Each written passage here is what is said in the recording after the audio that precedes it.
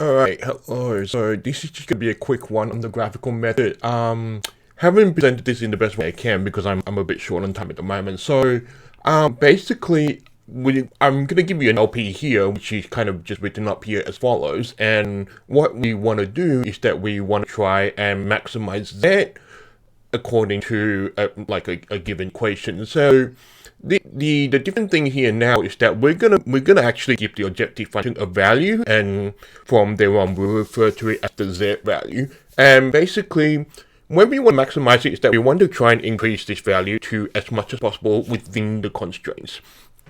So what we've done already is that we already know how to graph a linear programming model, and we already know how to identify the feasible region. So the next step to solve it is that we want to try to find the point or points on the feasible region that give the highest value. So the way we do that is that the first thing we're going to do is that we're going to reorganize the objective function. Since we're doing this by hand, or you're going to be graphing it anyway, what you want to do is that you want to be able to understand the slope of the objective function.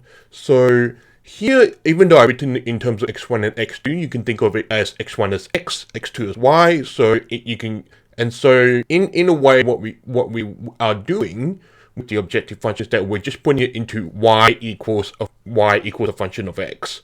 So this is exactly what we're doing down here. So x2, so we're taking the equation z equals 4x1 plus 3x2, or you could just think of it as z equals 4x plus 3y. We're just making y the subject. So once we do that, we actually have y equals z minus 4x divided by 3.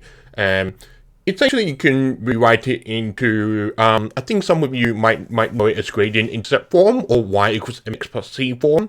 The reason we do that is because we want to find out the slope of the line, which is, in this case, we can see here it's going to be negative 4 on 3. So just kind of keep that in mind, and I'll have a nice little diagram drawn up here in GeoGebra already, not using Desmos because I actually need the animation aspect of GeoGebra. So I'll leave it to you to verify that this is correct. So what you can see here is that I've got each of the constraints done up here. So I've got 2x1 plus x2 is less than or equal to 40, x1 plus x2 is less than or equal to 30, x1 is less than or equal to 15. So that's the first one up here, that's the second one here, and that's the third one over there.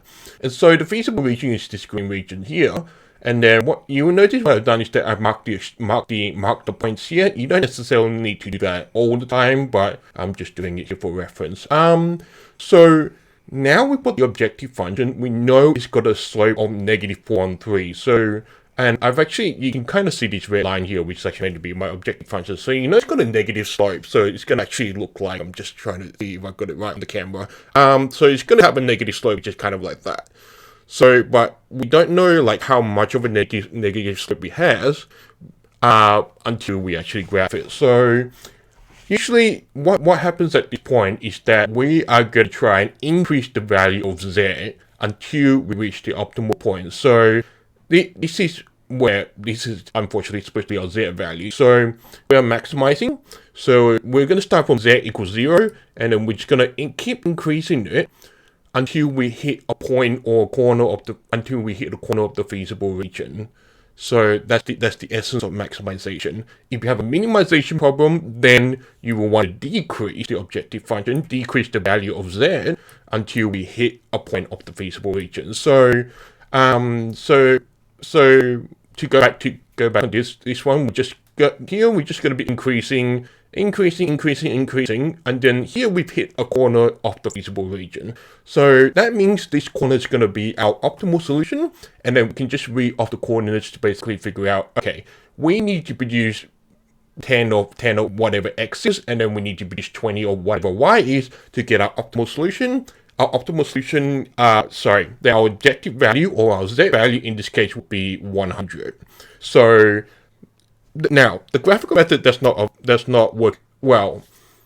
The graphical method doesn't work as well in more than 2 dimensions because it's a bit harder to graph things in more than 2 dimensions. So that's not really something you should be worrying about. The idea of the graphical method here is just to give you some intuition on like what a linear programming model may look like in higher dimensions.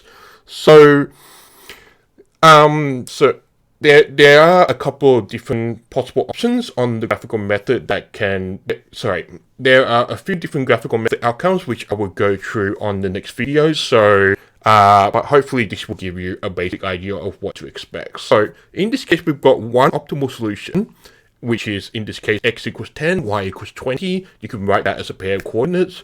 And then, but it is also possible to have no solutions in which there is no feasible region, or it is also possible to have infinite solutions of which basically the objective function will line up with one of the constraints, and the edge will be on the edge of the feasible region. But I will demonstrate that in the next video. So, yeah, until then.